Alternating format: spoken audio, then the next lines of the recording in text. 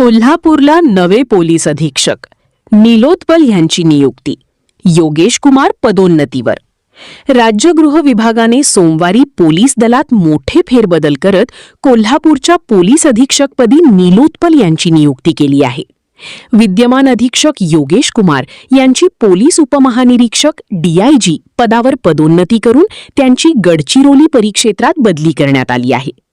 गेल्या 11 महिन्यांपासून कोल्हापुरात कार्यरत असलेल्या योगेश कुमार यांनी अवैध धंद्यांविरोधात मोहीम राबवत भ्रष्ट कर्मचाऱ्यांवर कठोर कारवाई केली होती. त्यांच्या कार्यकाळात पोलीस दलात शिस्तीचे वातावरण निर्माण झाले होते. नूतन अधीक्षक नीलोत्पल हे 2014 बॅचचे IPS अधिकारी असून ते मूळचे बिहारमधील भागलपूर येथील आहेत. अभियांत्रिकी शिक्षण पूर्ण केल्यानंतर त्यांनी हिंदुस्थान पेट्रोलियममध्ये 3 वर्षे नोकरी केली होती.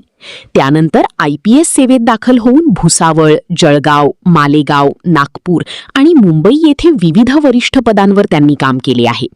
ऑक्टोबर 2022 पासून ते गडचिरोलीचे पोलीस अधीक्षक म्हणून कार्यरत होते. नक्षलवाद विरोधी मोहिमेत त्यांनी महत्त्वाची भूमिका बजावली आहे.